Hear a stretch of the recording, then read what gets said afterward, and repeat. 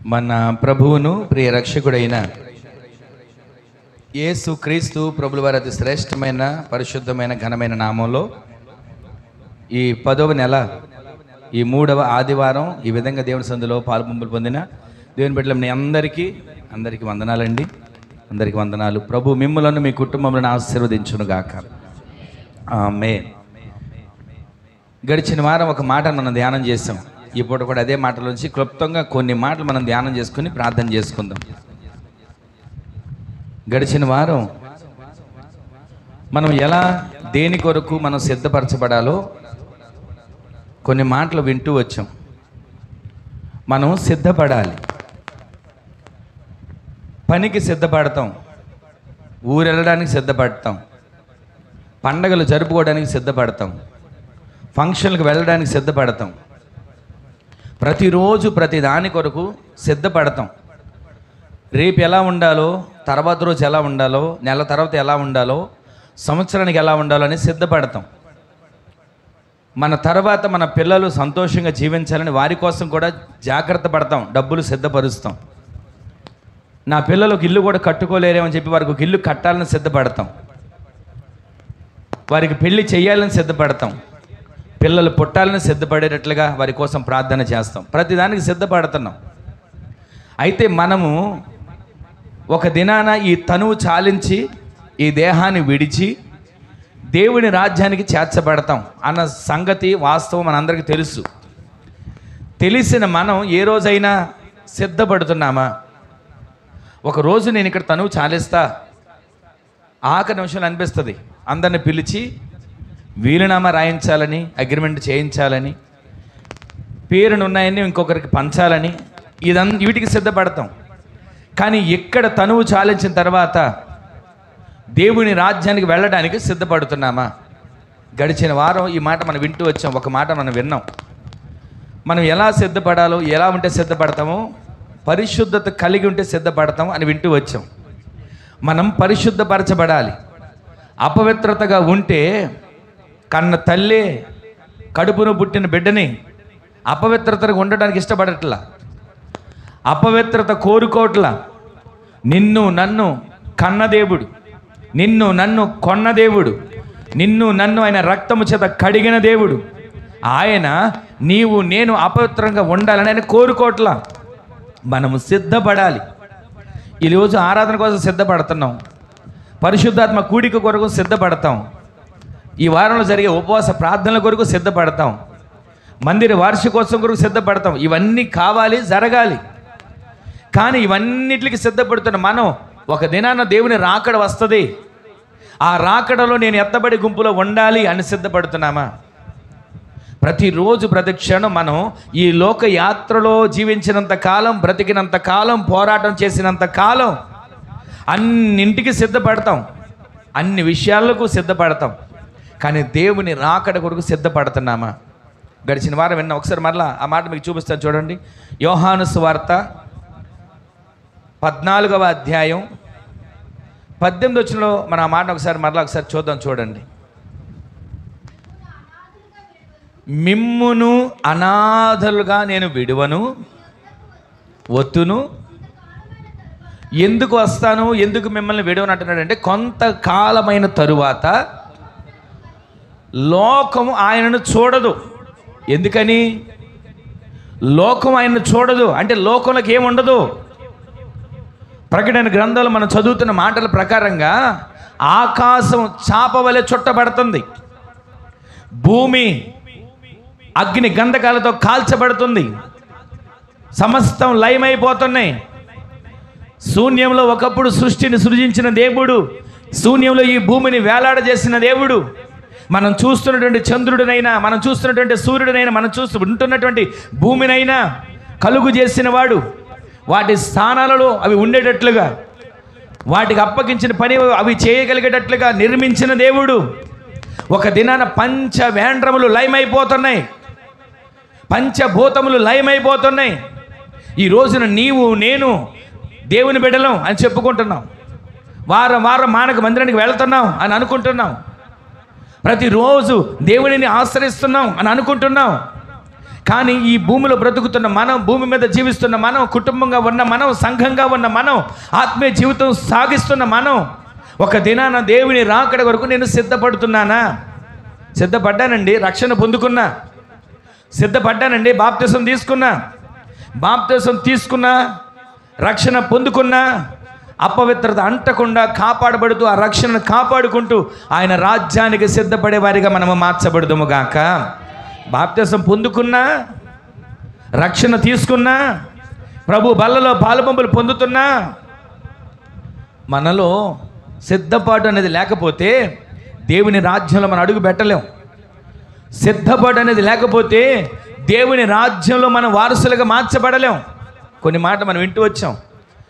ఇంతకీ రాకడికి గుర్తులేంటి, రాకడికి కారణాలు ఏంటి అని మనం గమనిస్తే మత్తయి సువార్త 24 మనం చదివాం. కరువులు, భూకంపాలు, తెగుళ్ళు, రాజ్యం మీదకి రాజ్యం లేవటం, మనిషి మీదకి మనిషి లేవటం, ఒకరు బాగుపడుతుంటే చూసి వారం లేకపోవటం, ఒకరు పచ్చగా జీవిస్తుంటే వారి పచ్చదనం కాపురాన్ని చెడగొట్టడం, కుటుంబాల్లో చిన్న భిన్నం చేయటం. ఇలాగే ఒక కుటుంబంలో వారికంటే ఆస్తి సంపాదించేస్తున్నారని, వారి కుటుంబంలో వారికంటే వారు సంపాదన ఎక్కువైపోతుందని వారవలేక ఆ ఇంటి ఇల్లాలకు చేతబడి చేయించేశారు. ఎలాంటి రకం చేతబడి చేయించారంటే ఇక ఆమెకు ఏ ఆలోచన ఉండదు, మధ్యస్థిమితం లేకుండా. ఒంటి మీద వస్త్రాలు ఉన్నాయో లేదో తెలియదు, బట్టలు లేకుండానే రోడ్డు మీద బజార్లో తిరుగుతూ వెళ్ళిపోతుంటుంది. అది ఆమె తప్పు కాదు, మనం కూడా చూస్తుంటాం. అక్కడక్కడ వెళ్తుంటే కొంతమంది మధ్యస్థిమితం లేకుండా వాళ్ళే మాట్లాడుకుంటూ వెళ్ళిపోతున్నారు. వాళ్ళు పిచ్చి పట్టింది అనుకుంటాం. వాళ్ళు ఎక్కడి నుంచి వచ్చారో, వాళ్ళు ఎలా ఉన్నారో, వారు ఎందుకు తిరుగుతున్నారో అనుకుంటాం. దీని అంతటికి కారణం కుటుంబాల్లో పచ్చదనాన్ని చూడలేక, రాకడ సమీపంగా ఉండడం వలన ఒకరంటే ఒకరికి పడక, ఒకరంటే ఒకరికి విభేదాలు, అభిప్రాయాలు, సరైన అభిప్రాయాలు లేక, ఎవరికి వారు వీళ్ళు పచ్చగా ఉండకూడదు, వాళ్ళు సంపాదించకూడదు, వీళ్ళు బాగుపడకూడదు అనుకొని వాళ్ళ జీవితాలు ఎలా పతనం చేయాలా అని కంకణం కట్టుకున్న వారిగా నడుస్తున్నారు. దీనికి కారణం దేవుని రాకడ బహు సమీపంగా ఉంది. ఈరోజు నీవు, నేను, మనం క్షేమంగా ఉన్నాం, ఆయన సన్నిధిలో జీవిస్తున్నాం, ఆయన కుడి చేతి నీడలో బ్రతుకుతున్నాం. దానికి కారణం ఏంటో తెలుసా? ఆయన రాకడ కొరకు సిద్ధపడగలిగిన జనాంగంగా మనం మార్చబడబోతున్నాం. ఆమేన్ చెప్పండి. ఈ రోజున మనమందరం అనాథలం కాదు, ఆయన రాకడ కొరకు సిద్ధపడగలిగిన జనాంగంగా మనం మార్చబడుదుముగాక. యేసయ్య రాకడ త్వరగా రాబోతుంది. ఆయన రాకడ కొరకు మనం ఎలా సిద్ధపరచబడాలంటే మొట్టమొదటిది మనలో పరిశుద్ధత ఉండాలి. పరిశుద్ధత లేకుండా ఎవ్వడు ప్రభువును చూడలేడు. ఈ రోజున పరిశుద్ధత కలిగిన వాడే పరలోక రాజ్యంలో అడుగు పెట్టగలుగుతాడు. ఆమేన్ చెప్పండి. ఈ రోజున మనం అందరం పరిశుద్ధత కలిగి జీవించే వారిగా మార్చబడుదుము గాక. ఒకవేళ మనం ఆరాధించే దేవుడు పరిశుద్ధుడు కాదనుకోండి, మనం ఎలా బ్రతికినా పర్లా. మనం ఆరాధించే దేవుడు పరిశుద్ధుడిగా లేడనుకోండి, మనం ఎలా జీవించినా పర్వాలేదు. కానీ మనం ఆరాధించే దేవుడు పరిశుద్ధుడు కాబట్టి మనము కూడా పరిశుద్ధులుగా జీవించి ఆయన పిల్లలుగా బ్రతుకుదుము గాక, ఆయన బిడ్డలుగా జీవించుదుము గాక. మీకు ఒకసారి చెప్పినట్టున్నాను.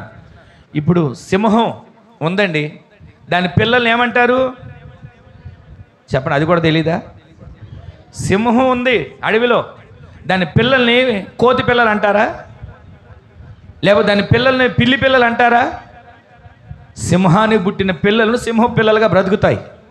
రారాజైన మన యేసయ్య రక్తం చేత మనం కడగబడిన మనం ఆయన పోలికలో మనం బ్రతుకుదుముగాక. ఆయన రూపాంతరం చెందినట్లు మనం రూపాంతరం చెందుదుముగాక. ప్రతిరోజు మనము ఆయన వాక్యమనే ఉదక స్నానము చేత కడగబడుతూ పరిశుద్ధపరచబడుతూ ఆయన రాకడ కొరకు సిద్ధపడగలిగిన జనాంగముగా మార్చబడుదుముగాక. ఈరోజు నీ మాటలు వింటున్న మనం ప్రతిరోజు మనం సిద్ధపడాలి. సిద్ధపడాలంటే పరిశుద్ధత ఉండాలి. మాటలో పరిశుద్ధత, వినండి జాగ్రత్తగా. చూపులో పరిశుద్ధత, మన ప్రవర్తనలో పరిశుద్ధత. మనం ఎక్కడ కూడా అందరిలో మంచిగానే ఉంటాం. వ్యక్తిగతంగా ఉన్నప్పుడు చూడండి మన ఆలోచనలు ఎలా ఉంటాయి, వ్యక్తిగతంగా ఉన్నప్పుడు మన మాట తీరు ఎలా ఉంటుంది, వ్యక్తిగతంగా ఉన్నప్పుడు మన పద్ధతులు ఎలా ఉంటాయి. ఈ రోజున మనము పరిశుద్ధత కలిగిన జనాంగమై పరిశుద్ధత కలిగిన బిడ్డలుగా మనము జీవించే వారిగా మార్చబడుదుముగాక. ఒక వ్యక్తి ఒక పాపం నుంచి విడుదల పొంది రక్షించబడి సాక్షిగా జీవిస్తున్నాడంట. జీవిస్తూ జీవిస్తూ కొంతకాలం అయిపోయిన తర్వాత మరలా వెనక్కి తిరిగి చూసుకున్నాడు. ఒకప్పుడు పాపం, ఒకప్పుడు తనకున్నటువంటి స్వభావం, ఒకప్పుడు తనకున్నటువంటి పద్ధతులన్నీ గుర్తు వస్తున్నాయి. అప్పుడు అనుకున్నాడు, ఇప్పటికంటే నేను ఒకప్పుడే బాగున్నాను కదా, ఇప్పటికంటే ఒకప్పుడే నేను సంతోషంగా జీవించాను కదా అని చెప్పి మరలా లోకంలో కలిసిపోయాడు. లోకంలో కలిసిపోయి లోకేచ్ఛలో మునిగిపోతున్నాడు. అయితే అక్కడికి వెళ్ళిన తర్వాత కూడా మళ్ళీ నెమ్మది లేక సుఖం లేక అప్పుడు ప్రార్థన చేస్తున్నాడంట. ఏమన్నా తెలుసా? నిన్ను నమ్ముకొని నీ సంధికి వచ్చానయ్యా, అక్కడ నాకు మేలు కనపడలా. మరలా లోకమే బాగుందనుకొని, పాపమే బాగుందనుకొని, లోక ఆశలే బాగున్నాయి అనుకుని లోకంలోకి వెళ్ళిపోయా, మరలా ఇక్కడ నాకు నెమ్మది కలగల అని అప్పుడు ఒక ప్రార్థన చేస్తున్నాడంటే. ఏమని ప్రార్థన తెలుసా? ఇక్కడ నాకు ఈ జీవితం అనవసరం, అటు లోకంలోనూ బ్రతకలేకపోతున్నా, ఇటు దేవుల్లో కూడా బ్రతకలేకపోతున్నాను, కాబట్టి ఇక నువ్వు నన్ను తీసేసుకో. అంటే పరిష్కారం చావా? మనిషికి చావే పరిష్కారం అయితే అనుకుంటే ఈ లోకంలో ఎవరు కూడా బ్రతికేవాళ్ళు కాదు. ప్రతి ఒక్కరికి సమస్యలు ఉన్నాయి. దేవుని నమ్ముకున్న వాళ్ళకి సమస్యలు ఉన్నాయి, దేవుని ఎరగని వాళ్ళకి సమస్యలు ఉన్నాయి, ప్రార్థన చేసే వాళ్ళకి సమస్యలు ఉన్నాయి, ప్రార్థన చేయని వాళ్ళకి, అసలు ప్రార్థన తెలియని వాళ్ళకి కూడా సమస్యలు ఉన్నాయి. కానీ ఈ రోజున మనం ఎవరో తెలుసా? ఆయన్ని ఆరాధిస్తున్నాం, ఆయన నమ్ముతున్నాం, ఆయన్ని కొనియాడుతున్నాం, ఆయన సందులో కూడుకుంటున్నాం. మన నిరీక్షణ తెలుసా? ఎన్ని కష్టాలు వచ్చినా, ఎన్ని శ్రమలు వచ్చినా, ఎన్ని బలహీనతలు వచ్చినా, నేను పరిశుద్ధత కలిగి జీవిస్తే నా దేవుడు ఒక దినాన నన్ను పరలోక రాజ్యంలో చేరుస్తాడు. ఆమేన్ చెప్పండి. ఆ వ్యక్తి ప్రార్థన చేస్తున్నాడు. ఇది ప్రార్థన. దేవుని నమ్ముకున్నా, అలాగే జీవించా, లోకంలోకి వచ్చా, అలాగే బ్రతుకుతున్నా, ఇక అక్కడున్నా నెమ్మది లేదు, ఇక్కడున్నా నెమ్మది లేదు, కనుక నన్ను తీసేసుకో. ఈ రోజున చావు పరిష్కారం కాదు. ఆత్మీయ జీవితంలో మనం ప్రతిరోజు ఆయనతో కలిసి ఉండేట్లుగా పరిశుద్ధత కలిగి జీవించే వారిగా మార్చబడుదుముగాక. ఈ చావుకు పరిష్కారం కాదు అంటే దేవుడు చావు పరిష్కారం కాదు. నీ మరి ఇంకోటి ఏమి ఇచ్చాడు తెలుసా? మనం జయించగలిగిన పరిశుద్ధాత్మ దేవుడు మనకి ఇచ్చాడు. ఆమేన్ చెప్పండి. మనము జయించగలిగే వారిగా ఉండాలి, జయ వీరులుగా ఉండాలి, జయ పతాకం ఎగరవేసేవారిగా ఉండాలి. అందుకే మనలో ఉన్నటువంటి భయాలు, మనలో ఉన్నటువంటి ఆందోళనలు, మనలో ఉన్నటువంటి కలవరాలు, చింతలు, వీటన్నిటిని తొలగించడానికి ప్రభువే పరిశుద్ధాత్మ దేవుడిగా నీలోకి వస్తున్నాడు. ఆమేన్ చెప్పండి. ప్రతిరోజు నీవు ప్రార్థించినా పరిశుద్ధాత్మ చేత నింపబడాలి. ఆమేన్ చెప్పండి. నీవు పాట పాడుతున్నా ఎలా నింపబడాలి? అందరు చెప్పండి. నింపబడుతున్నారా? మరి మనము వాక్యాన్ని చదువుతున్న పరిశుద్ధాత్మతో నింపబడే వారిగా మార్చబడుదుము గాక. ఒక్క మాట మీకు చూపిస్తాను చూడండి. అపొస్తలుల కార్యాల గ్రంథం 1వ అధ్యాయం 8వ వచనంలో రాయబడిన ఒక మాటను చూడండి.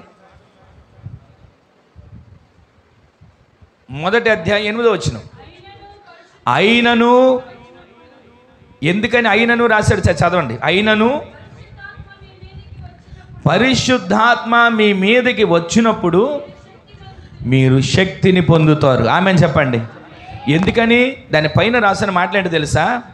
యేసు క్రీస్తు ప్రభులు వారు ఆయన సమాధి చేయబడిన తర్వాత, మృత్యుంజయుడిగా తిరిగి లేచిన తర్వాత, ఆయన వచ్చి అందరితో మాట్లాడుతూ తిరిగిన తర్వాత ఆయన వారికి ఇస్తున్నటువంటి ఒక గొప్ప సూచన ఏంటంటే పరిశుద్ధాత్మ వారి మీద ఊదాడు, శిష్యుల మీదకి వచ్చి.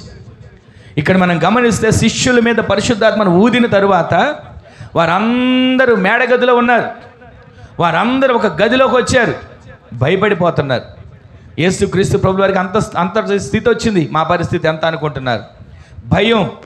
ఇక మేము బయట బజార్లో తిరగలేం, ఎవరి దగ్గర కంట పెడితే మమ్మల్ని చంపేస్తారు, యేసుక్రీస్తు ప్రభువుని సిలువేస్తే మేమెంత అనుకుని కంగారు పడిపోతున్నారు. ఆ సమయంలో యేసుక్రీస్తు ప్రభువు వారు వేస్తున్న తలుపులు వేసినట్టుగానే ఉన్నాయి. పరిశుద్ధాత్ముడిగా, ఆత్మస్వరూపిగా వారి మధ్యలోకి వచ్చాడు. వచ్చి వారితో మాట్లాడిన ఒక చక్కటి మాట్లాడి తెలుసా? భయపడకుడి. ఆమేన్ చెప్పండి. ఈ రోజున ఇక్కడ కూర్చున్న వారిలో ఏ భయాలతో కూర్చున్నారు? తెల్లారితే ఫీజు కట్టాలని భయమా? తెల్లారితే ఫైనాన్స్కి సంబంధించినటువంటి భయమా? తెల్లారితే నా రోగం మరలా నాకు ఎంత గాయపరుస్తుందో, నేను మరలా బాగుపడతానో లేదనే భయమా? ఏ భయంతో మీరు ఇక్కడ కూర్చున్నా పరిశుద్ధాత్మ దేవుడు మిమ్మల్ని ఇప్పుడు నింపబోతున్నాడు. పరిశుద్ధాత్మ దేవుడు మిమ్మల్ని ఇప్పుడు బలపరచబోతున్నాడు. భయాలతో కూర్చున్న వారి జీవితాలలో, కృంగిపోయి కూర్చున్న వారి జీవితాలలో, అలసిపోయి కూర్చున్న వారి జీవితాలలో, నిరాశతో కూర్చున్న వారి జీవితాలలో ఇప్పుడే పరిశుద్ధాత్మ దేవుడు ఆయన మిమ్మల్ని నింపునుగాక. పరిశుద్ధాత్మ దేవుడు నింపుతూ ఉన్నప్పుడే మీ భయాలన్నిటిని నా ప్రభువు తొలగించబోతున్నాడు. అక్కడికి పరిశుద్ధాత్మ దేవుడు వచ్చిన చక్కటి మాటని చెప్పిన మాటని తెలుసా? అయినను, చదవండి ఆ మాట. అయినను పరిశుద్ధాత్మ మీ మీదకి వచ్చినప్పుడు మీరు శక్తిని పొందబోతున్నారు. ఈ రోజున వాక్యాన్ని వింటున్న మనం, వాక్యాన్ని గ్రహిస్తున్న మనం, పరిశుద్ధాత్మ దేవుడు నాకు శక్తినిస్తాడు అని విశ్వసించగలుగుతున్నారా? నేనా బలహీనుండండి, నేనా బలహీనరాలండి, నేనా చేతగానివాడినండి, చేతగానిదాన్నండి, అనామకుడు ఏ మాటలు మన నోట. నీవు ఆరాధించే దేవుడు శక్తిమంతుడు.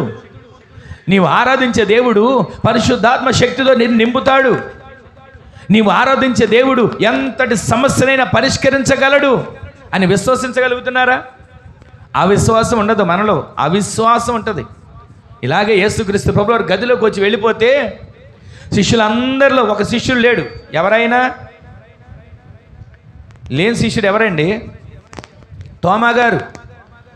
ఆయన లేకపోయేసరికి వచ్చిన తర్వాత ఎక్కడికి వెళ్ళిపోయావు తోమా? మన గురువు గారు వచ్చారు, మన బోధకుడు వచ్చాడు, ఇదిగో మమ్మల్ని అందరిని ఇలా బలపరిచాడంటే ఆయన ఏమన్నాడు తెలుసా? మీరు ఆయన చూసారని నమ్ముతారేమో, నేను ఆయనను చూస్తే కానీ నమ్మను.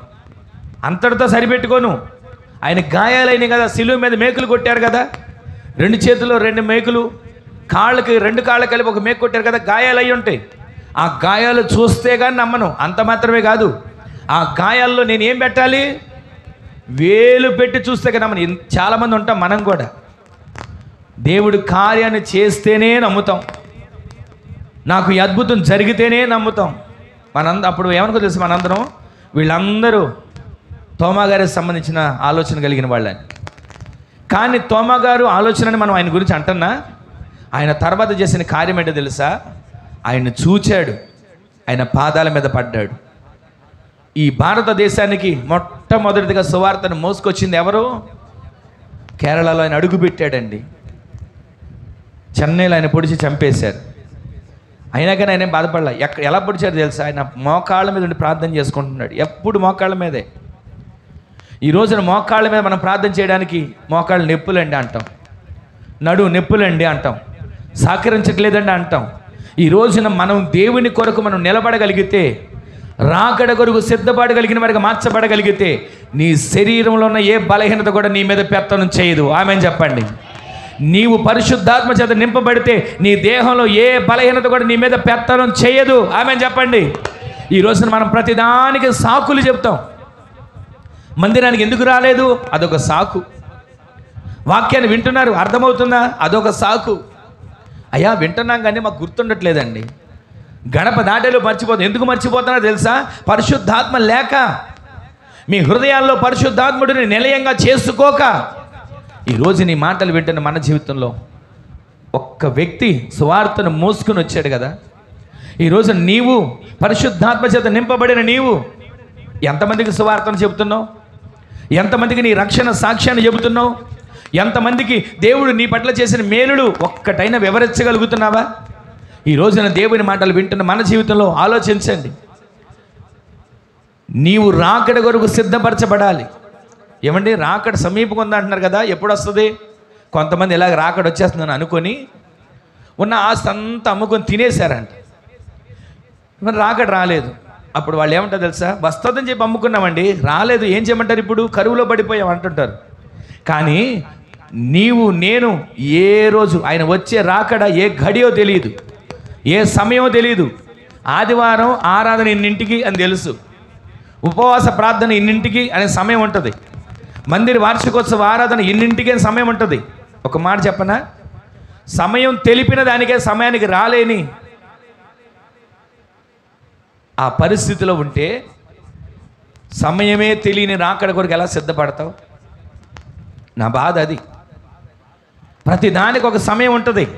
ప్రసంగి గ్రంథకర్త కూడా అంటాడు, ప్రతి దానికి సమయం కలదని.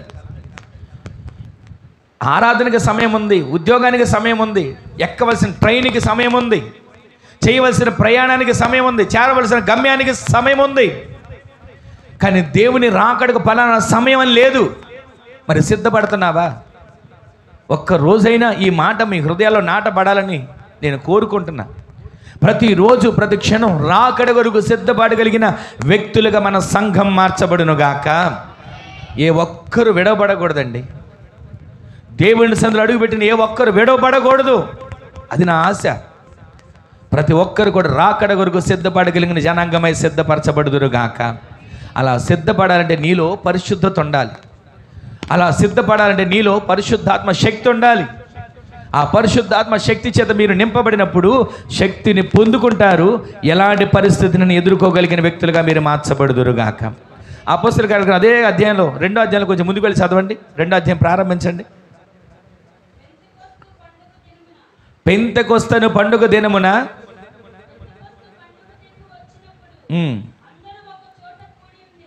అందరూ ఒక చోట కూడి ఉండిరి.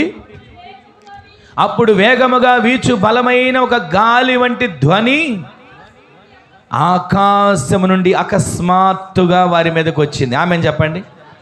ఈ రోజున నీవు ప్రార్థిస్తున్నప్పుడు ధ్వని వింటున్నావా? నీవు ప్రార్థిస్తున్నప్పుడు స్వరాన్ని వింటున్నావా? నీవు ప్రార్థిస్తున్నప్పుడు ఆయన ముఖ దర్శనాన్ని కళ్ళతో చూస్తున్నావా? ఈ కళ్ళుంది లోకాన్ని చూడడానికేనా? ఈ చెవులుంది లోకపు వార్తలు వినడానికేనా? ఈ నోరుంది లోకపు మాటలు మాట్లాడడానికేనా? ఆయనతో మాట్లాడాలి, ఆయన స్వరాన్ని వినాలి, ఆయన ముఖ దర్శనాన్ని చూడాలి. ప్రతిరోజు దర్శనాలు చూడాలండి.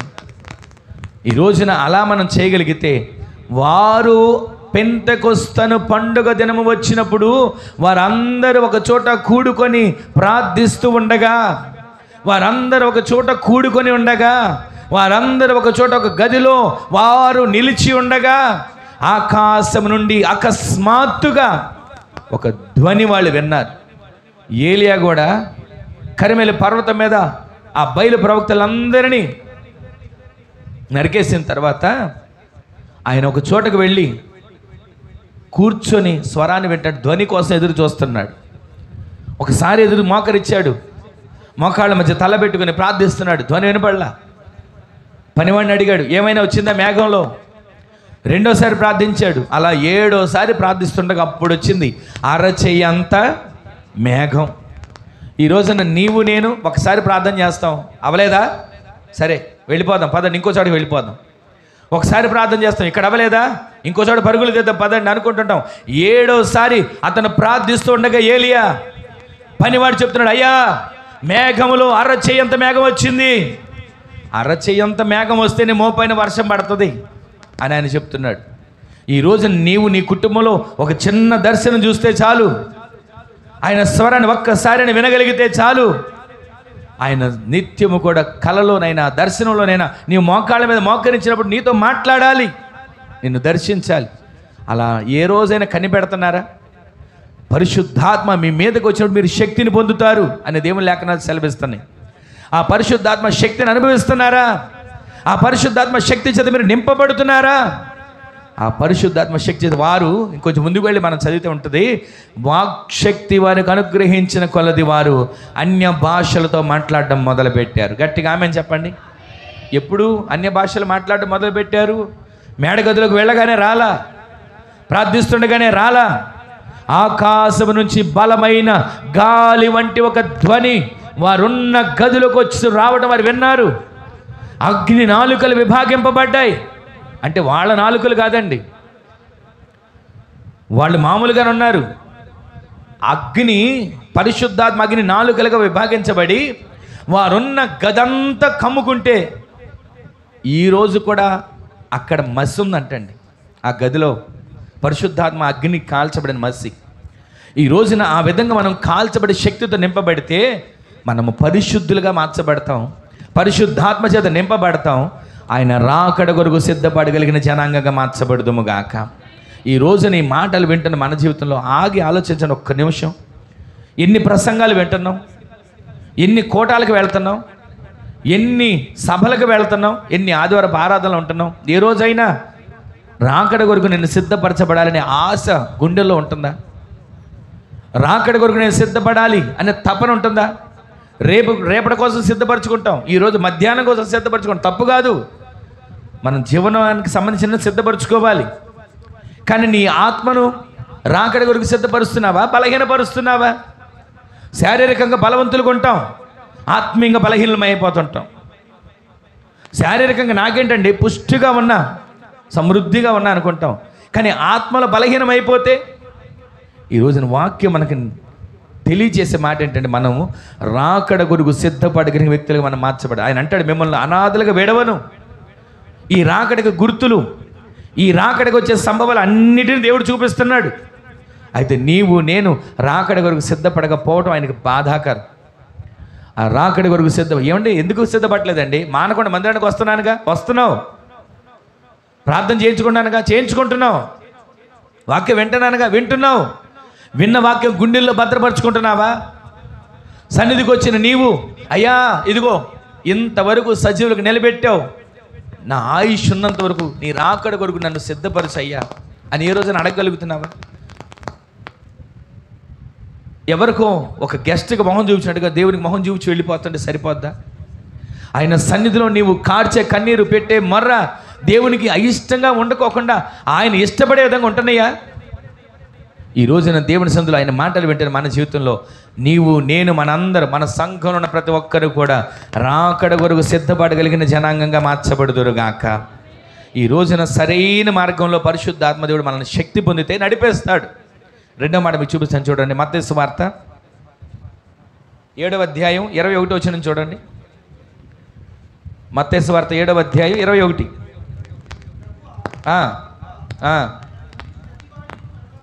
ప్రభువా ప్రభువా అని నన్ను పిలిచే ప్రతి వాడు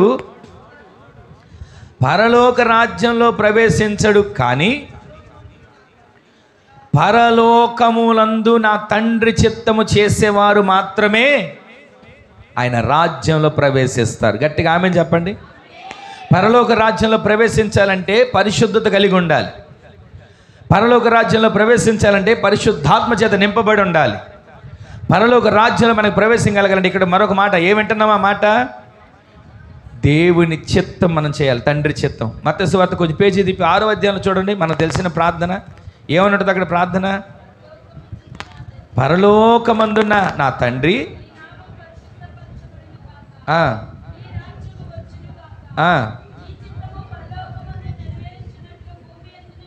నెరవేర్చబడుతుందా? మాట చెబుతున్నాం, నోటితో పలుకుతున్నాం, పరలోకమందున్న నా తండ్రి అని పిలుస్తున్నాం, కానీ ప్రభువా ప్రభువా ప్రభువా అని పిలుస్తున్నాం. అక్కడ రాసిన మాట 7వ అధ్యాయం మనం చదివిన మాటలో పిలిచిన ప్రతి ఒక్కరూ పరలోక రాజ్యంలో ప్రవేశించట్లా. ఏమంటే మరొక చోట నమ్ముకుంది కదా, రాస్తుంది కదా, యేసు క్రీస్తుని స్వరక్షకునిగా అంగీకరిస్తే చాలు, ఆయన దేవుడిని ఒప్పుకుంటే చాలు పరలోక రాజ్యం వెళ్ళిపోతాను ఉంది కదా, ఉంది. కానీ కొన్నిసార్లు మనం వింటుంటాం, సిలువ మీద ఉన్న దొంగ కూడా రక్షణ లేదు, దేవుడు పరదేశకు తీసుకువెళ్ళాడు కదా అని అంటుంటాం. ఒకవేళ అలాంటి పరిస్థితి నీకు ఒకవేళ ఉంటే అప్పుడు వేడుకో, దేవుడు కార్యం చేస్తాడు. ఆరోగ్యం ఇచ్చాడు, అవకాశం ఇచ్చాడు, సంపాదించుకోవడానికి శక్తిని ఇచ్చాడు, కుటుంబాన్ని ఇచ్చాడు, బిడ్డల్ని ఇచ్చాడు. ఇన్ని అవకాశాలు కలుగు చేసి నాకే అవకాశం కలుగులేదు అనుకొని ప్రభువా ప్రభువా అని పిలిచినంత మాత్రం పరలోక రాజ్యానికి వెళ్ళాం. ఆయన చిత్తం చేయాలి, ఆయన చిత్తంలో నడిపించబడాలి. పరలోకమందున్న మా తండ్రి నీ నామం పరిశుద్ధపరచబడాలి, బాగానే ఉంది. నీ రాజ్యం రావాలి, ఇంకా బాగానే ఉంది. నీ చిత్తం పరలోకంలో ఎలా నెరవేర్చబడుతుందో అలాగే భూమి మీద నెరవేర్చబడాలి అంటున్నాం. కానీ ఆయన ఆలోచన ఏది, ఆయన చెప్పింది ఏది, ఆయన మనకు తెలియజేసింది, దాని ప్రకారం ఏ రోజైనా నడుచుకుంటున్నామా? ఇలా ఉండకూడదు, ఇలా బ్రతకకూడదు, ఇలా తిరగకూడదు, ఇలా చూడకూడదు అని ఎన్ని చెప్తున్నాడు ఆయన, అది ఆయన చిత్తమేగా. ఆ చిత్తం చేస్తున్నామా? ఆ చిత్తం ప్రకారం నడిపించబడుతున్నామా? దేవుడు ఏది వద్దంటే అది చేయడానికి ఇష్టపడతాం. ఆదాము హవ్వలతో చెప్పాడు, ఈ పండు తినొద్దు. వాళ్ళ ఆలోచన ఎంతసేపు అన్నాడు, ఇది తినొద్దు అన్నాడు, అది ఎలా ఉంటుందో. ఇవన్నీ తినమన్నాడు కదా, అవి తినొచ్చుగా, అవి తినట్లా. వద్దు అన్న పండు మాత్రం తినాలని ఆశ, వాళ్ళ మనసులో ఉన్న ఆశ ప్రకారంగానే అపవాది రానే వచ్చాడు, ఇది నిజమా అని అనేటట్లుగా చేశాడు. పండు తిన్నారు, మహిమదేహం పోగొట్టుకున్నారు. ఈ రోజున దేవుని సన్నిధిలోకి వచ్చిన మనం ఆయన చిత్తం చేయకపోతే, ఆయన చిత్తం చేయడం అంటే వాక్యానుసారంగా బ్రతకడమే. ఆయన చిత్తం చేయడం అంటే ఆయన చెప్పిన మాట వినడమే. ఆయన చిత్తం చేయమంటే ఆయన మనల్ని ఎలా బ్రతకమంటాడో అలా జీవించడమే. మనం ప్రతిరోజు వాక్యానుసారంగా బ్రతకాలి. వాక్యానుసారంగా లేనిదే ఏదైనా సరే ఆయన చిత్తం కాదు. చేసే ప్రార్థన అయినా, పాడే పాట అయినా, మనం చేసేటువంటి క్రియలైనా వాక్యానుసారంగానే ప్రతిదీ నన్ను నడుచుకునేటట్లుగా నా ప్రభు స్థిరపరచునుగాక. మనం ఆయన రాకడ కూడా సిద్ధపరచబడాలి. కొన్నిసార్లు చెప్పొచ్చు, ఏమండి మీరు ఎలా ఉన్నా పర్లేదండి, మీరు ఎలా జీవించినా పర్లేదండి, ఆఖరిలో ఒకసారి ఆయన రక్షకుడిగా ఒప్పుకొని చాలు మీరు నా పరలోక రాజ్యం వెళ్ళిపోతారు అని అంటే, దానివల్ల మనం ఆయన రాజ్యంలోకి ఎలా వెళ్ళగలుగుతాం? ఆయన మనల్ని ఎలా ఆహ్వానించగలుగుతాడు? మన ఇంటికి ఒక బంధువు వస్తున్నాడంటేనే, మన ఇంటికి ఒక చుట్టం వస్తున్నాడంటేనే, మన ఇంటికి మనకు తెలిసిన వాళ్ళు వస్తున్నారంటేనే వాళ్ళ కోసం ఆహ్వానించడానికి గుమ్మం దగ్గరికి వెళ్తాం. అలాంటిది మనం పరలోకానికి వెళ్తున్నప్పుడు మన కోసం ఎవరు వస్తారో తెలుసా? కోట్ల కొలది దేవదూతల కంటే మన ప్రభువే మన కోసం దిగి రాబోతున్నాడు. ఈ రోజున ఎలా వస్తాడని అనుకోవద్దు. స్టెఫను రాళ్లతో కొట్టబడుతున్నాడు, హింసించబడుతున్నాడు, చంపబడుతున్నాడు. ఆ పరిస్థితిలో తండ్రి కుడి పార్శ్వమున యేసుక్రీస్తు ప్రభువారు నిలబడి ఉన్నాడు. ఆమేన్ చెప్పండి. ఈ రోజున ఒక వ్యక్తి, దేవుని చిత్తము చేసిన వ్యక్తి, పరలోక రాజ్యానికి సిద్ధపడుతుంటే, పరిశుద్ధాత్మను పొందుకున్న వ్యక్తి పరలోక రాజ్యానికి సిద్ధపడుతుంటే, పరిశుద్ధత కలిగిన వ్యక్తి పరలోక రాజ్యానికి సిద్ధపడుతుంటే, ఆ వ్యక్తిని ఎదుర్కోవడానికి ఒక పాస్టర్ గారు, ఒక మినిస్టరు, ఒక నాయకుడు రావట్లేదు. మనం ఆరాధించే యేసుక్రీస్తు ప్రభువారు ఎదుర్కోవడానికి రాబోతున్నాడు. ఆమేన్ చెప్పండి.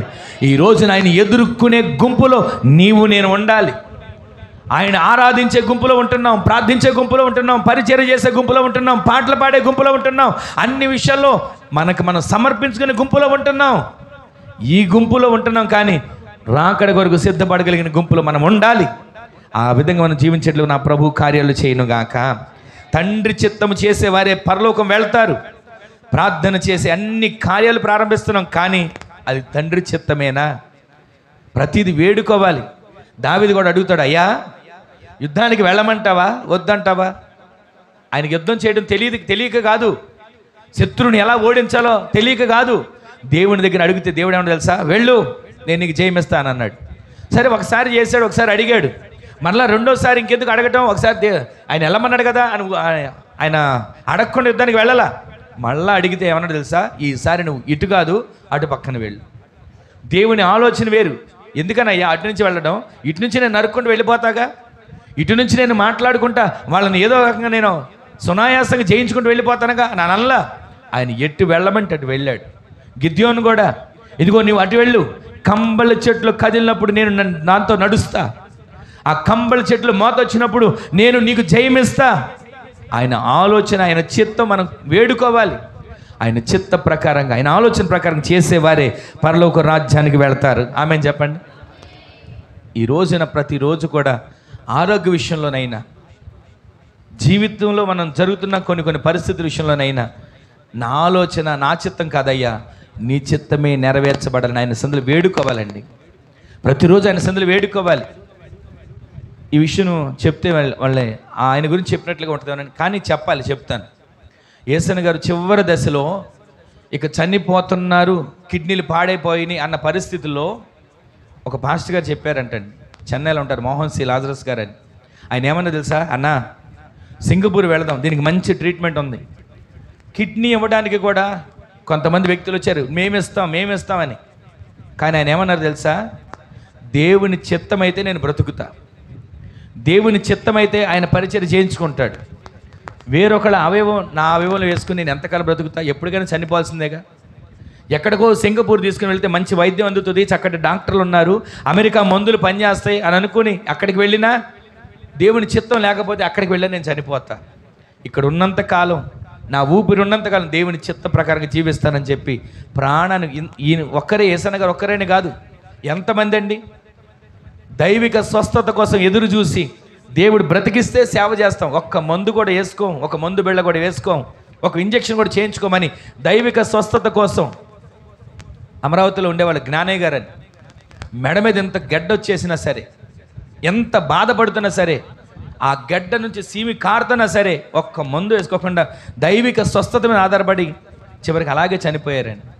ఈ రోజున వాళ్ళు చనిపోయింది మనం అనుకుంటాం, తెలివి లేక జ్ఞానం లేక చనిపోయారండి. వాళ్ళు ఈ మందులు ఉన్నాయిగా, చూపించుకోవడానికి స్తోమత ఉందగా అని అనుకుంటున్నాం. కానీ వాళ్ళు ఏంటో తెలుసా? నా తండ్రి చిత్తం అయితే ఆయన బ్రతికిస్తాడు, నా తండ్రి చిత్తం అయితే ఆయన రాజ్యంలోకి చేర్చుకుంటాడు. వాళ్ళ నిరీక్షణ అది. బ్రతుకున్నామా ఇక్కడ సేవ చేస్తాం, ఇక్కడ తనువు చాలించి ఇక్కడ కన్ను మూసామా, ఇక్కడ నిద్రించామా, ఆయన ఓడిలో కళ్ళు తెరుస్తాం. ఈ రోజున పరలోక రాజ్యానికి మనం సిద్ధపడగలిగిన గుంపులో చేర్చబడాలి. ఆమేన్ చెప్పండి. ఈ ప్రతిరోజు, ప్రతి క్షణం, ప్రతి దినం మనం పరలోక రాజ్యమే మన ఊపిరిగా, పరలోక రాజ్యం అడుగు పెట్టడానికి మనం సిద్ధపడగలిగే వ్యక్తులుగా మనము మార్చబడుదుముగాక. ప్రతి క్షణం కూడా మనలో ఈ ఆలోచన ఉండాలి. పరలోకంలో తండ్రి చిత్తం చేసేవారే దేవుని ఆయన సేవకులుగా ఇక్కడ మార్చబడబోతున్నారు. ఆమెను చెప్పండి. ఈ రోజున ఆయన సేవకులు ఎవరు అని అంటే, సేవ చేసి మేమనే కాదు, ఆయన సందు విశ్వాసులు కూడా మీరందరూ కూడా కొత్త నిబంధనలు సెలవిచ్చినట్లుగా రాజులైన యాజక సమూహం మనమందరం. ఇందులో ఎవరు గొప్ప ఎవరు తక్కువ అని ఎక్కడ భేదాభిప్రాయాలు దేవుడు చూపించట్లా. మనమందరం రాజులైన యాజక సమూహముగా ఆయన చిత్తము చేసేవారిగా మనం మార్చబడుదుముగాక. ఆయన చిత్తము చేసేవారిగా మనం తీర్చిదిద్దబడుదుముగాక. సొంత ఆలోచనలతో చేసే వ్యాపారమైనా, సొంత ఆలోచనలతో చేసేటువంటి ప్రతి కార్యక్రమం ఏదైనా సరే అది ముందుకు వెళ్ళదు. దేవుని ఆలోచన, దేవుని చిత్తం ఉండాలి. చాలా విషయాలు ఉన్నాయి, సమయం చాలా తక్కువ ఉంది. నేను కొన్ని మాటలు మీకు జ్ఞాపకం చేస్తాను. మనము దేవుని చిత్తము చేసేవానిగా మార్చబడుదుముగాక. ఒక మాట మీకు చూపిస్తాను చూడండి. రోమాపత్రిక 8వ అధ్యాయం 27వ వచనంలో రాయబడిన మాట చూడండి. రోమాపత్రిక అపొస్తలుడైన పౌలు గారు రాసిన, రోమీయులకు రాసిన పత్రిక 8వ అధ్యాయం 27.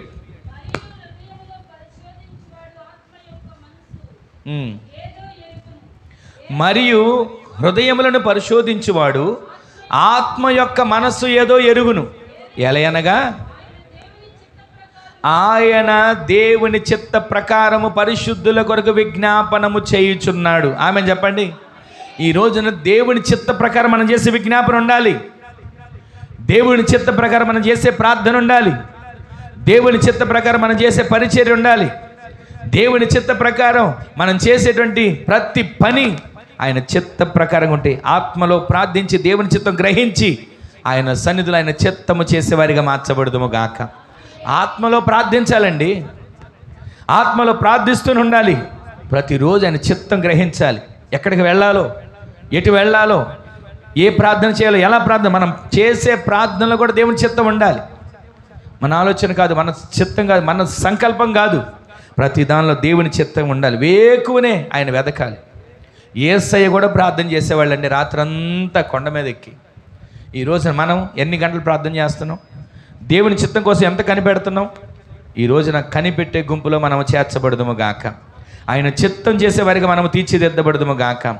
ఈ రోజున మనము ప్రతిరోజు ప్రార్థించాలి. ఒక తల్లి ఇలాగే ప్రతిరోజు తెల్లవారుజాము 3 నుంచి 6 వరకు ప్రార్థన చేసేదంట. ఆ విషయాన్ని తన కొడుకు, అమ్మా ఎప్పటి నుంచి ఇవి ఇలా ప్రార్థన చేస్తున్నావు అని అడిగితే ఆమె చెప్పిందంట, అయ్యా నేను దేవుని నమ్ముకున్న నాటి నుంచి ఇదే క్రమంగా అలవాటు చేసుకున్నాను. ఇలా ప్రార్థన చేస్తున్నా, ఇది దేవుని చిత్తం. 3 గంటల నుంచి 6 గంటల వరకు 3 గంటల సేపు ప్రార్థన. ఆ కుటుంబానికి ఆ ప్రార్థన ఒక ప్రాకారంగా మార్చబడుతుంది. ఈ రోజున దేవుని చిత్తం నీ ఇంట్లో నెరవేర్చబడాలి. దేవుని చిత్తం నీ వ్యక్తిగత జీవితంలో నెరవేర్చబడాలి. దేవుని చిత్తమే నీ ప్రార్థన జీవితంలో నెరవేర్చబడును గాక. ఈ రోజున మనం ఎన్నో విషయాలు వింటున్నాం, కానీ దేవుని చిత్త ప్రకారంగా చేస్తున్నామా? దేవుని చిత్త ప్రకారంగా నడిపించబడుతున్నామా? మరొక మాట మీకు చూపించేసిన ప్రార్థన చేస్తా చూడండి. యోహాను రాసిన మొదటి పత్రిక 2వ అధ్యాయం 23 వచనం. యోహాను రాసిన మొదటి పత్రిక 2వ అధ్యాయం 23వ వచనం, 28వ వచనం. కాబట్టి చిన్నపిల్లలారా, ఆయన ప్రత్యక్షమగునప్పుడు ఆయన రాకడయందు మనము ఆయన ఎదుట సిగ్గుపడక ధైర్యము కలిగి ఉండునట్లు మీరు ఆయన యందు నిలిచి ఉండుడి. ఆయన నీతిమంతుడని మీరు ఎరిగి ఉన్న ఎడల నీతిని జరిగించి ప్రతివాడును ఆయన మూలముగా పుట్టి ఉన్నాడని మనము ఎరుగుదుము. ఇక్కడ మనం వింటున్నట్టు మాట అని చెప్పనా, మనమట ఈ లోకంలో ఎన్ని పరిస్థితులు మనకు వ్యతిరేకంగా వచ్చినా, ఎన్ని ఆటంకాలు మనల్ని ముంచాలని చూసినా, ఎన్ని అనారోగ్యాలు ఇక మనం లేవకుండా చెయ్యాలని చూసినా, మనం ఏం చేయాలి తెలుసా? ఆయన ఎదుట నిలబడుటకు ధైర్యముగా నిలిచేవారిగా మార్చబడుదుము గాక.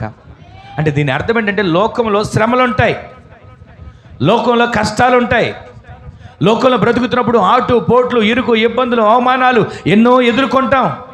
కానీ వీటిని చూసి దేవుని సన్నిధిని విడిచిపెట్టే వారిగా, వీటిని చూసి ప్రార్థనకు దూరం అయ్యేవారిగా, వీటిని చూసి దేవునిని అవమానకరంగా మాట్లాడేవారిగా మనం ఉండకూడదు. వీటన్నిటిలో కూడా మనం ఎలా నిలబడాలి రాస్తుంది అక్కడ. ఆయన రాకడలో ఆయన ఎదుట నీవు ధైర్యంగా నిలబడే వ్యక్తిగా ఉండాలంటే వీటన్నిటిని సహించే వ్యక్తిగా మార్చబడదు కాక. ఎన్ని శ్రమలు వచ్చినా ఒకసారి ఇంకొక మాట మీకు చూపిస్తాను. అపొస్తలుల కార్యాల గ్రంథం 14:22. అపొస్తలుల కార్యాల గ్రంథం 14వ అధ్యాయం 22 వచ్చిన మాట చదవండి, మీకు అర్థమవుతుంది.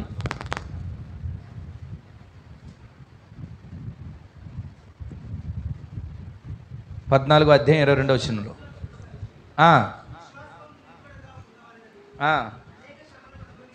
ఎన్ని శ్రమలు అంటండి? మరలా చదవండి 22 వచనం.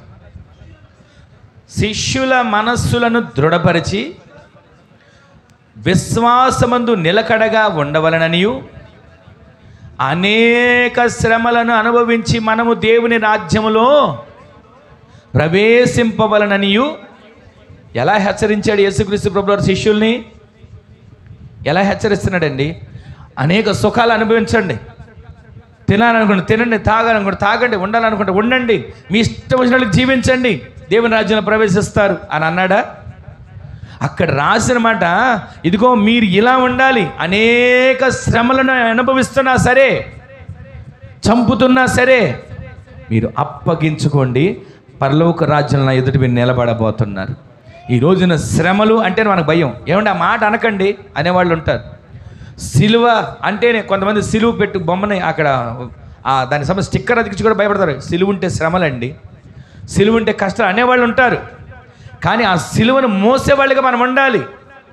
సిలువని ఒక హారంగా చేసుకొని ఒక గొలుసుగా చేసుకొని మెల్ల వేసుకుంటే సరిపోదు. ఆ సిలువను మోయడం అంటే ఒక చెక్క సిలువను తయారు చేసుకొని సిలువ వేసే ఆ సమయాల్లో మనం వీధులు నడిచామని కాదు. ప్రతిరోజు భారమైనటువంటి సిలువను నీ హృదయంలో నీవు మోసే వ్యక్తిగా మార్చబడుదువుగాక. శ్రమలను అనుభవిస్తూ, సిలువను సహిస్తూ, శ్రమలన్నిటిని పోరాడుతూ దేవుని రాజ్యంలో నిలబడగలిగిన వ్యక్తిగా నీవు మార్చబడుదువుగాక.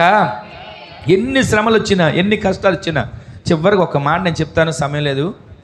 ఈ రోజున శ్రమలు అంటే భయపడుతున్న మనం, కష్టాలంటే భయపడుతున్న మనం దేవుని రాజ్యంలో ఎలా అడుగు పెడతాం?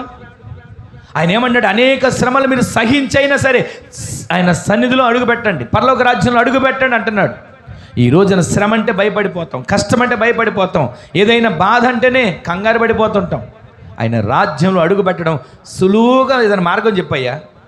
లేదా 1 లక్ష రూపాయలు టికెట్ కొనాలో చెప్పు, కొంటాను పరలోక రాజ్యానికి వెళ్ళడానికి. లేదా మందిరానికి ఏదైనా చేయించాలా, వెండి బంగారం ఇవ్వాలా చెప్పు, ఇస్తాను పరలోక రాజ్యానికి వెళ్ళడానికి. ఆయన ధనం కోరుకోట్లా, వెండి కోరుకోట్లా, బంగారం కోరుకోట్లా, నీ హృదయాన్ని దేవుడు కోరుకుంటున్నాడు. ఆమెన్ చెప్పండి. నీ హృదయము దేవుని చిత్తము చేయాలి. నీవు ప్రతిరోజు జీవించినంత కాలం దేవుని కొరకు ఒక్క నింద, ఒక్క అవమానం ఏదైనా నువ్వు సహించినా సరే ఆయన ఏమన్నా తెలుసా? నా రాజ్యంలో నువ్వు అడుగు పెట్టబోతున్నావు. ఆమెన్ చెప్పండి. కొంతమంది ఉంటారండి, సువార్త ప్రకటించడానికి వెళ్తారు. నిన్నగాక మొన్న కొన్ని దినాల క్రితం ఇక్కడ అయ్యవరంలో ఒక ఆయన నాకు ఫోన్ చేసి ఒక వీడియో పెట్టాడు. ఏమండి, ఇదిగో మా ఊర్లో సువార్త ప్రకటించడానికి వస్తే వాళ్ళని ఒక వ్యక్తి అండి బాగా వాళ్ళని తిడుతున్నాడు, అతని కోసం ప్రార్థన చేయండి అని వీడియో కూడా పెట్టాడు. అతని కోసం ప్రార్థన చేయండి, ఇతను ఒక్కడే, వాళ్ళు వచ్చి వాళ్ళ పని అనేది వాళ్ళు చేసుకుని వెళ్ళిపోయి కరపత్రాలు పంచుకుంటున్నారు, వాళ్ళు ఏదో నుంచొని అక్కడ సువార్త చెప్పుకుంటున్నారు. దానికి వాళ్ళు వెళ్ళి నానా రకాలుగా మాట్లాడి వాళ్ళని ఇష్టం వచ్చినట్లుగా అన్నాడండి అని చెప్తున్నాడు. అంతే, ఇవన్నీ వస్తాయి, దాని గురించి బాధపడాల్సిన పని లేదు. ఒక మాట అన్నారా తుడుచుకుని వెళ్ళిపోవడం. యేసుక్రీస్తు ప్రభుల వారే మొఖం మీద ఉమ్మేస్తే అలాగ ఉన్నాడండి, ఆయన పిడిగుద్దులు గుద్దుతుంటే అలాగ ఉన్నాడండి. కొంతమంది అంటారు అలా అలా ఉంటున్నాం కదా అని చెప్పి వాళ్ళు అంటుంటే మనం ఎలా ఊరుకుంటామండి? మనం కూడా మన ప్రతాపం చూపించాలి, మనం కూడా మనం ఏంటో తెలియచేయాలి అనేవాళ్ళు ఉన్నారు. ఈ రోజున దేవుని సందులో ఆయన చిత్త ప్రకారంగా ఏ శ్రమ అనుభవించినా, ఆయన చిత్త ప్రకారంగా ఏ కష్టం భరించినా, ఆయన చిత్త ప్రకారంగా ఒకవేళ మనం ఎంత నలగొట్టబడుతున్నా సరే దేవుని రాజ్యంలో నేను అడుగు పెట్టడానికి సిద్ధంగా ఉన్నానని నిరీక్షించాలి. కొన్నిసార్లు మన అనుకున్న వాళ్ళే, మన పొగిడిన వాళ్ళే మన అవమానకరంగా మాట్లాడవచ్చు. దాని గురించి మనం బాధపడాల్సిన పని లేదు. దేవుని చిత్తం ఇది దేవుని సంకల్పం అని మనం నడిపించబడాలి. శ్రమ, కష్టం దీన్ని చూసి మనం పరిచర్యలో కానీ, దీన్ని చూసి మన విశ్వాస జీవితంలో కానీ, దీన్ని చూసి దేవుని సన్నిధికి రావడంలో కానీ మనం ఆగేవారిగా ఉండకూడదు. ప్రతిరోజు వీటిని సహిస్తూ ఆయన రాకడ కొరకు సిద్ధపడగలిగిన జనాంగంగా మార్చబడుదుముగాక. ఒక్క మాట చెప్పి నేను ప్రార్థన చేస్తానండి. ఇలాగే చాలా సంవత్సరాల క్రితం ఒరిస్సా ప్రాంతంలో సువార్తను ప్రకటిస్తుంటే ప్రకటించొద్దని చెప్పి కొట్టడం ప్రారంభించారు. ప్రకటించొద్దని చెప్పి ఆటంకపరుస్తున్నారు. చాలా మనం విన్నాం. ఒక కుటుంబాన్ని, ఆయన పేరు గుర్తు రావట్లేదు, జీబులో ఆయన పిల్లలను ఆయన కూడా కాల్చేశారు, మంటల్లో కాల్చేశారు జీబులో ఉన్న వాళ్ళని.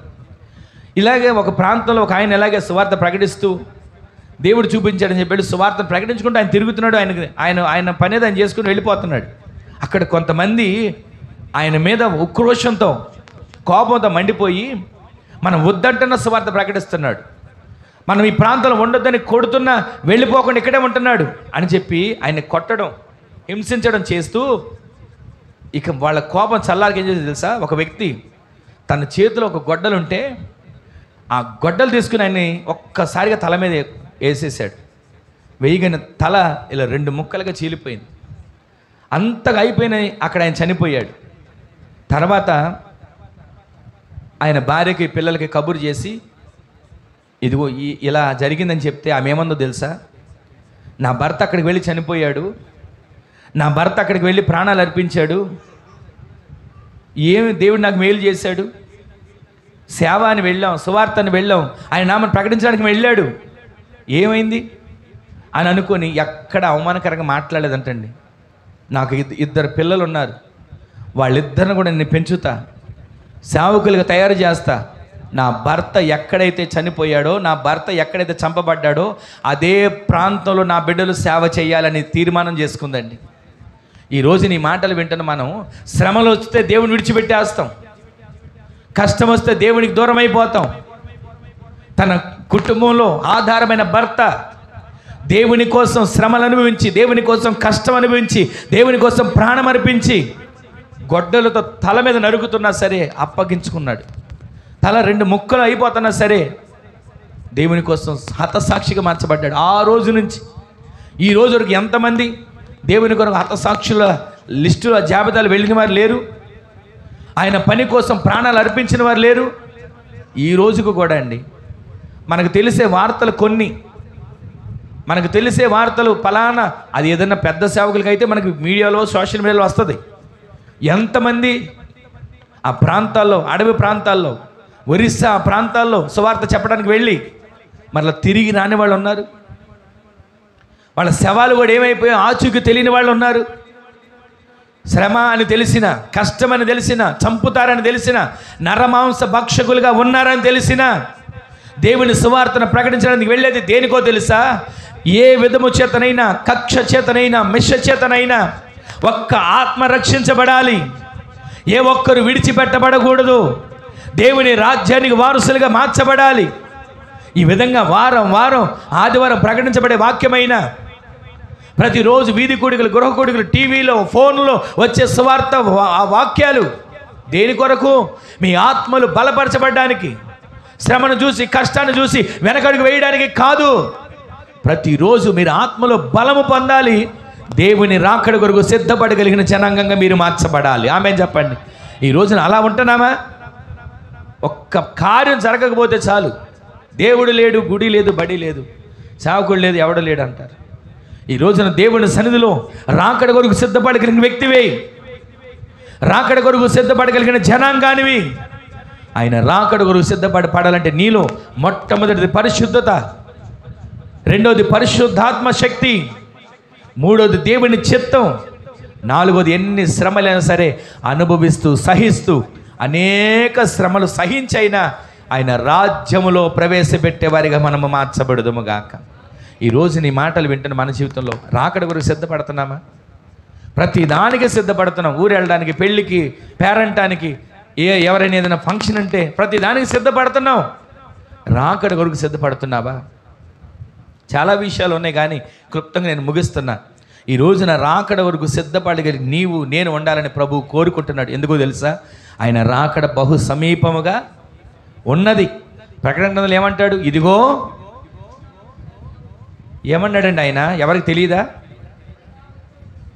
అప్పుడే వస్తే అట్టండి మాకు 4 పిల్లలు పుట్టాలి, అప్పుడే వస్తే అట్టండి 4 అంతస్తులు కట్టుకోవాలి, అప్పుడే వస్తే అట్టండి అని అనుకుంటున్నారేమో. నీవు రాకడ కొరకు సిద్ధపడగలిగిన జనాంగంగా ఉండాలి. ఆ విధంగా నీవు ఉంటే నా దేవుడు మేఘాల మీద వచ్చినప్పుడు నిన్ను నన్ను ఆయనతో కూడా కొనిపోయేటట్లు తీసుకెళ్ళబోతున్నాడు. ఈరోజు నీ మాటలు వింటున్న మనం రాకడ కొరకు సిద్ధపడుతున్నావా? రాకడ కొరకు సిద్ధపడగలిగిన జనంగా ఉంటున్నావో? రాకడ గురించి కాదండి, ఆశీర్వాదాలు చెప్పండి. రాకడ గురించి, యేసు ప్రభుల గురించి కాదండి.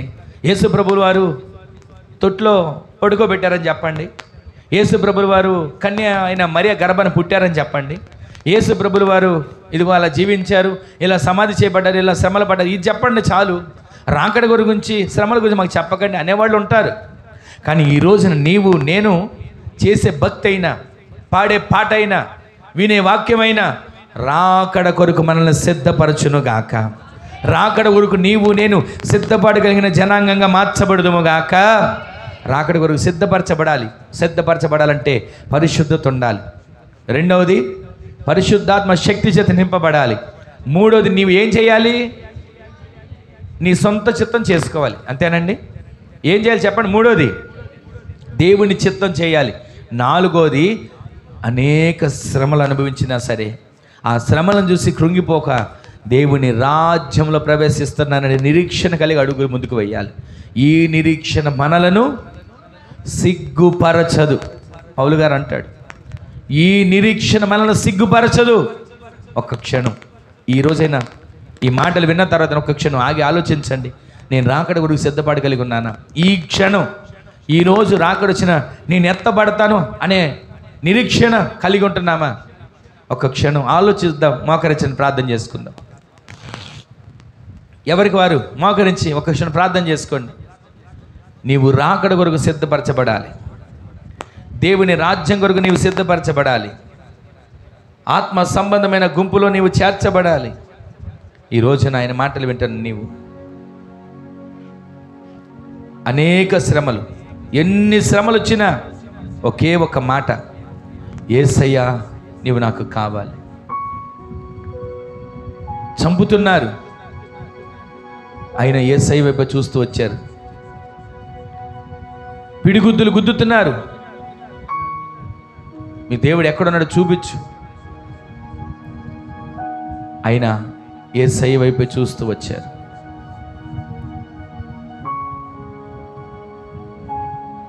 ప్రార్థించినందుకు చెరసాల బంధించారు,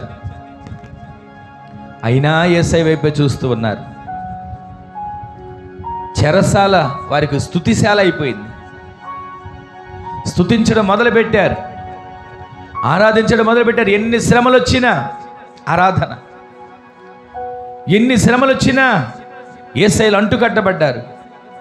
ఎన్ని శ్రమలు వచ్చినా శ్రమలను చూడలా, యేసయ్య మీద ఆధారపడ్డారు. ఈ రోజున ఒక్క క్షణం ఒక చిన్న ప్రార్థన చేసుకోండి. అయ్యా, నేను నీ రాకడ కొరకు సిద్ధపడగలిగిన వ్యక్తిగా మార్చబడాలి. నీ రాకడ కొరకు నేను సిద్ధపడగలిగిన గుంపులో చేర్చబడాలి.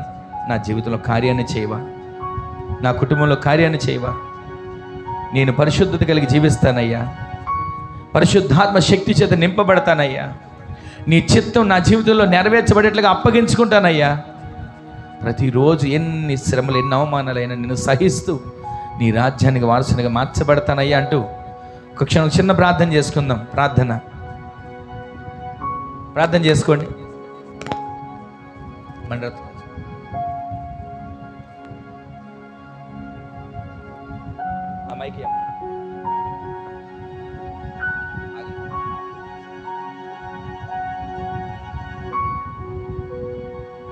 చేసుకోండి, ప్రార్థన చేసుకోండి.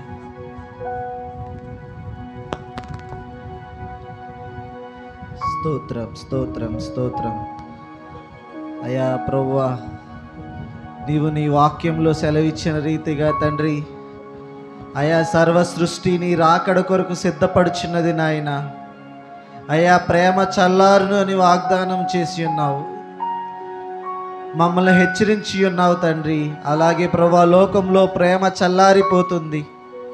రాజ్యము మీదకి రాజ్యములు, జనముల మీదకి జనములు, అయ్యా తల్లిదండ్రులు కుమారుల మీదకి, కుమారులు తల్లిదండ్రుల మీదకి లేస్తున్న రోజులు, కరువులు, అకాల ఫలములు రాలినట్లుగా ప్రభువా యుద్ధములు, అన్ని రకాల సూచనలు ప్రభువా లోకంలో జరుగుతూ ఉన్నప్పటికీ తండ్రి, అయ్యా ఈ సృష్టిని ఎవరి కొరకైతే చేశావో అయ్యా మేము తప్ప ప్రభువా సర్వ సృష్టికర్త యొక్క రెండవ రాకడ కొరకు ప్రభువా ఎదురు చూస్తున్న ఈ తరుణంలో తండ్రి, అయ్యా సర్వ సృష్టి సిద్ధపాటు కలిగి ఉన్నది.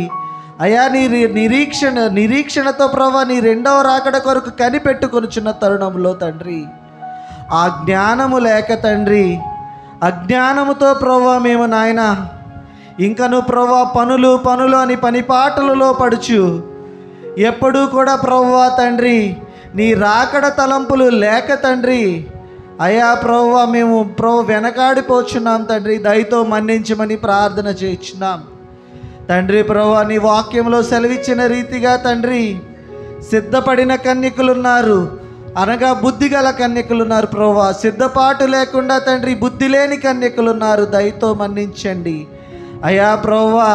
సిద్ధపడిన బుద్ధి గల కన్యకలను ప్రభువా మీరు వివాహము చేసుకుని తండ్రి ప్రభువా మధ్యాకాశంలోనికి ఎత్తుకొని పోయి ఉన్నారు.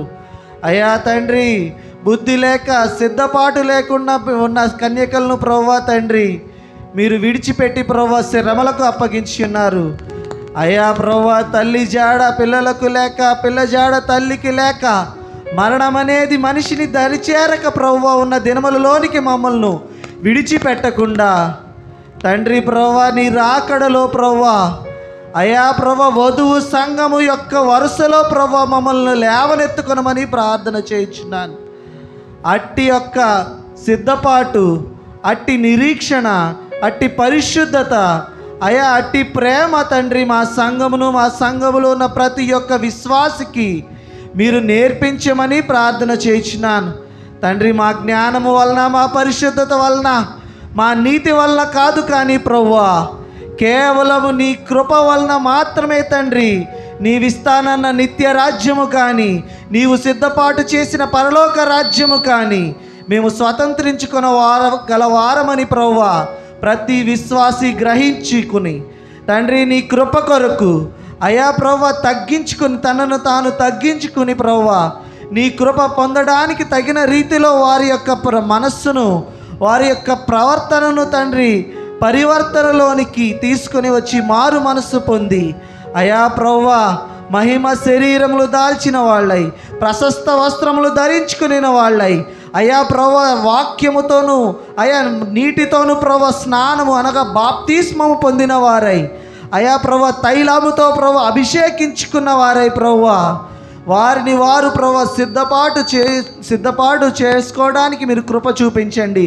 అయా ప్రభువా బోయాజు పాదముల యొద్ద రూతు ఏ విధముగా అయితే ప్రభువా స్నానము చేసి తైలము పూసుకుని కన్నీటితో అతని పాదముల యొద్ద దుఃఖించుచు నిరీక్షించుచున్నదో అదే వరుసలో ప్రభువా మా యొక్క సంఘమును ప్రభువా అందరూ బాప్తిస్మము తీసుకుని వారై, ఆత్మ అభిషేకము పొందిన వారై, అయా ప్రభువా నిరీక్షణతో అంతము వరకు వారి కలిగి ఉన్న రక్షణను ప్రభువా చేతబూనుకుని తండ్రి అయా యేసుకు ప్రభువా మారు పేరుగా ఉన్న బోయాజు వద్ద నుండి ప్రభువా అతను జీవించుకున్న కాలమంతయు ప్రభువా యవలతో పాటుగా తండ్రి వివాహము చేసుకోవడానికి తగిన రీతిగా ప్రభువా మా యొక్క సంఘం అంతటిని మార్చి అయా రెండవ రాకడలో ప్రభువా మా మధ్యకు వచ్చి మధ్యాకాశమునకు మమ్మల్ని ఎత్తుకొని పొమ్మని ప్రార్థన చేయించున్నాను. అట్టి రీతిగా మా సంఘం అంతటిని సిద్ధపాటు చేయండి. ఇంకను ఎవరైనాను నిద్రమత్తులో ఉండి, ఇంకను ఎవరైనాను తైలము సిద్ధము చేసుకొనక ఉన్న బిడ్డలందరికీ ఈరోజు ఈ వాక్యము తండ్రి నాయన అయా ప్రభువా ఒక తండ్రి చెంప పెట్టులాగున లేదా ఒక మేల్కొలుపులాగున దయచేసినందుకు నీకు స్తోత్రములు చెల్లించు. ఇంకా నువ్వు బాప్తిస్మం పొందిన బిడ్డలందరికీ మీరు దర్శించి వారందరూ ప్రభువా బాప్తిస్మమునకు ఆయుక్తపరచమని ప్రార్థన చేయించున్నాను. బాప్తిస్మము తీసుకున్న బిడ్డలు ఎందరైతే ఉన్నారో వారందరూ అభిషేకము పొందడానికి ప్రభువా అత్యాశక్తితో ప్రార్థన చేయ వరుసలోనికి బిడ్డలందరినీ నడిపించుకొనమని ప్రార్థన చేయుచున్నాను. ఎందరైతే ఇప్పటికే ఆత్మాభిషేకము అయా పరిశుద్ధాత్మ వరములు పొంది ఉన్నారో వాళ్ళు కలిగి ఉన్న వరములను తండ్రి అంతము వరకు నిరీక్షించలాగున తండ్రి వారు కలిగి ఉన్న దానిని అంతము వరకు పట్టుకొని ఉండడానికి మీరు వారికి శక్తిని దయచేయమని ప్రార్థన చేయుచున్నాను. అయా అయినప్పటికీ తండ్రి ఈ లోకంలో నివసించిన కాలము తండ్రి మాకు కొన్ని కష్టములు నష్టములు అయా మా కుటుంబమును మేము పోషించుకోవలసిన వారమై ఉండగా తండ్రి కావలసిన ప్రతి ఒక్క అవసరతను తీర్చమని అయా ప్రభువా మీరే ప్రతి ఒక్క మనిషిని అది ఆరోగ్యము కోరుకొనుచున్నారా, ఐశ్వర్యము కోరుకొనుచున్నారా, శాంతి సమాధానము కోరుకొనుచున్నారా, వారు ఏది కోరుకొనుచున్నారో అంతరంగములో బహిరంగములో వారు అడుగుచున్న ప్రతి దానిని మీరు ప్రభువా వారికి దయచేయమని అయా ఏది ఏమైనప్పటికీ వారు అడిగినది కాదు కానీ ప్రభువా కేవలము నీ చిత్తము మాత్రము మా జీవితంలో మా సంఘముల యొక్క జీవితంలో జరిగించమని అయా ఇప్పటి వరకు ప్రభువా విస్తారముగా అయా ప్రభువా విత్తబడిన వాక్యము తండ్రి అపవాది ఎత్తుకొని పోకుండా లోతుగా నాటబడిన మెత్తటి హృదయములలో నాటబడిన ఫలించు యొక్క వృక్షముల వలె ప్రభువా ఫలములు ఫలించువలే దాని వలె ప్రభువా మీరు దీవించి ఆశీర్వదించి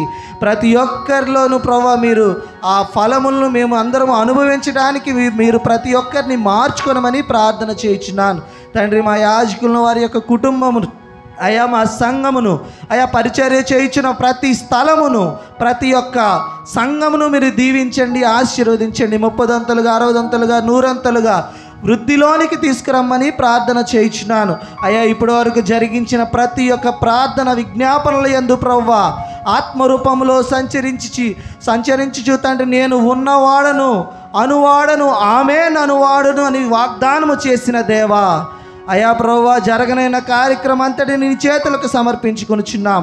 అయా తలపెట్టిన ప్రభువా ఉపవాస దినముల పండుగలలోనికే కానీ తండ్రి ప్రభువా 3వ మందిర వార్షికోత్సవమునకు కానీ అయా నీ కృపలో ప్రభువా మమ్మల్ని అందరినీ సిద్ధపరచమని తండ్రి విడిచిపెట్టిన వాటిని మర్చిపోయిన వాటిని ప్రతి దానిని నీ చేతులకు సమర్పించు తండ్రి. పలానా విషయమును కానీ పలానా వస్తువును కానీ నా దేవుడు దీవించలేదన్న నేరము నీ పైనకు రాకుండా ప్రతి దానిని దీవించి ఆశీర్వదించి మమ్మల్ని అందరినీ ఫలింపులోనికి తీసుకురమ్మని మా ప్రభు నీ కుమారుడు త్వరలో మా కొరకు మేఘాసీనుడై రానయ్యన్న యేసు క్రీస్తు పుణ్యనామమున పాపినైన నేను వినయంతో వేడుకొనుచున్నాను పరమ తండ్రి.